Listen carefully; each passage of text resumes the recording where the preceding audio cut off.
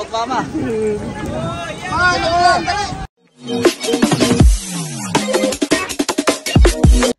Hello mga kakosa. Grabe yung Pilipinas ngayon. May bagyo na naman. Ito pa yung mga nagrarayot. Naninira ng mga bagay-bagay. Grabe yung mga kabataan ngayon. Ibang-iba na talaga. Sobra yung nangyari, ano. Sana mapagtanto nyo na ang tunay na tagumpay ay hindi nasusukat sa inyong mga riot at paninira ng mga bagay. Ang tunay na tagumpay ay magkakaisa kayo dapat at tahimik na rally. Tandaan, ang yaman ay madaling mawala, pero ang kabutihan, yun ang tatatak habang buhay. Kung hindi, paninira ng mga bagay. Tingnan natin itong video na ito. Grabe itong nangyayari, ano? Sana iwan ko kung may pag-asa pa ang Pilipinas. Grabe yung mga kabataan.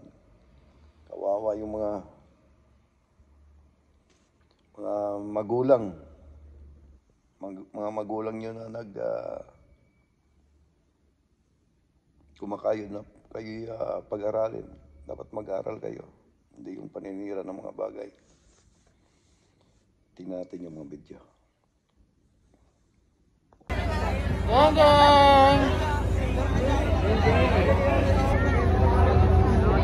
Nako, kasama pa pala si Bustoyo. Malaking influencer ito, ah. Yari ka kay Mayor Isko. Nako, patay.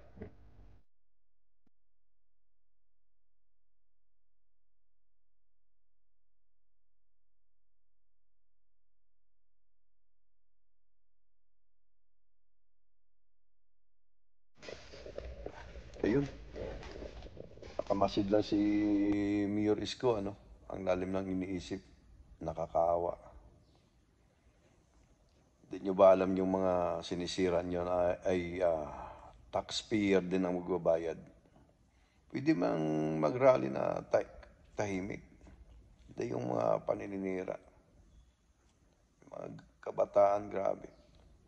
Yari kayo ngayon kay Mayor Isko. Nakakaawa yung kanyang itsura. Ang lalim ng iniisip.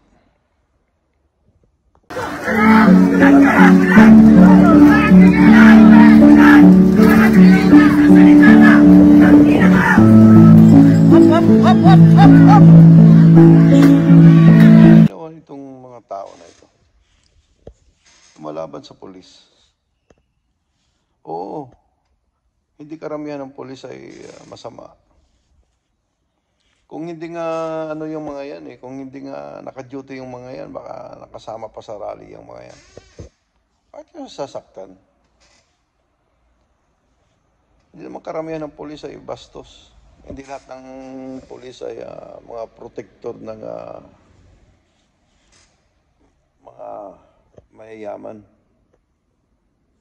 May mga pamilya din yung mga yan. Bakit nyo sasaktan? Binato pa ng isa. Grabe naman. Sobra.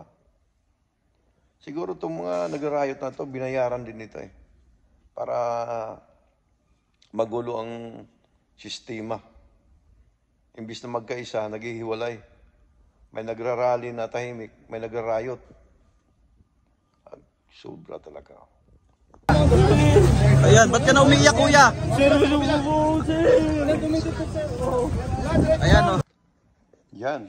Good job mga kapulisan. Ito siguro yung nambato. Yan. Iyak ka ngayon. O akala ko matapang kayo. Ikaw umiiyak. Dapat hindi ka umiiyak. O kita mo. Imbis na sa trabaho ka o ano man, kung nasaan ka, sumali ka pa sa riot. Ayan. Iyak ka ngayon. Nyari ka ngayon. Diba? Kawawa ang mga magulang mo. Ay, nako.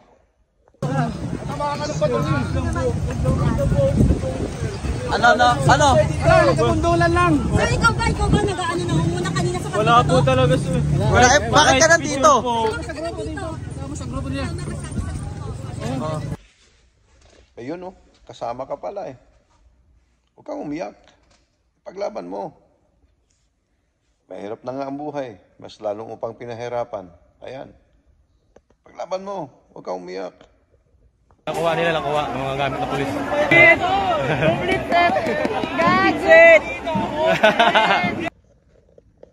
Yan, isa pa tong batang to. Tingnan natin ngayon kung hanggang saan ang yabang mo. Pati yung nagbablog, tumatawa pa.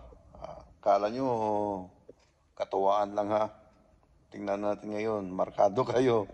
Andyan yung mga ebidensya. Yari kayo ngayon. Sinasabi mong barkada mo, kung nakikinig ka lang sa akin, di sana wala ka dyan. Tawagin mo yung mga barkada mo. Di ba?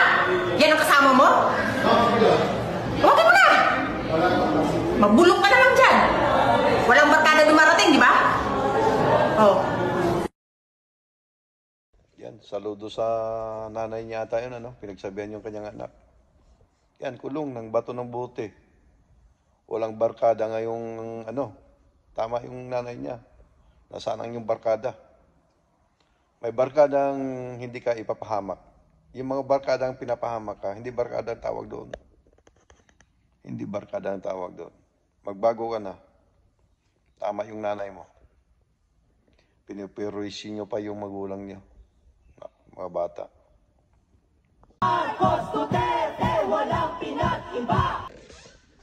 Itim ng kilikili mo. Katulad ko, walang pinag-iba. Bigyan sa limo, bigyan. Bigyan sa limo yan. Bigyan ng pera, bigyan ng pera.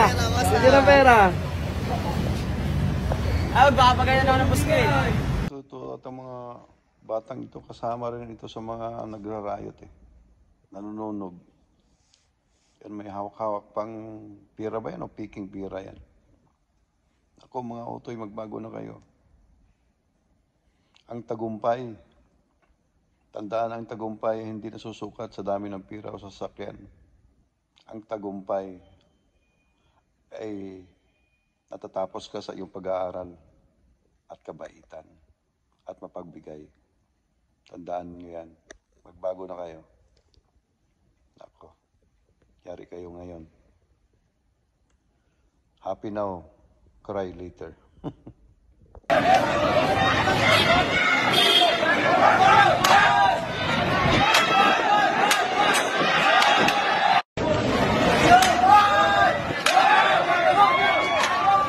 Ito, isa pa tong ugok na to. Bakit pa sinisira yung CCTV? Siguro magnanakaw ito. Ayaw makuna ng CCTV. Ang kinalalaman ng CCTV sa mga magnanakaw. Siguro magnanakaw ka din, ano? Ay, nako. Sobra talaga ang Pilipinas na ngayon. Sabi nga ni Rizal, ang kabataan ay siyang pag-asa ng bayan. Pero nangyari. Hanggang dito na lang po sa ating video. Sana magbago na yung mga kabataan, no? Magkaisa. Bangon Pilipinas. Hindi yung mga paninira ng mga bagay-bagay na hindi naman walang kinalalaman sa mga nangungurakot. Hindi nyo ba alam na taxpayers din ang magbabayad yan pag pinagawa? So hanggang dito na lang po. Mag-iwan ng katagang, it's not how much you give, but how much love you put into giving, and for that, to God be the glory. Thank you po for watching. God bless. Ingat po tayong lahat. God bless po. Hanggang dito na lang mga kapusa. Subscribe ka pag hindi okay lang. Like and share. Alright.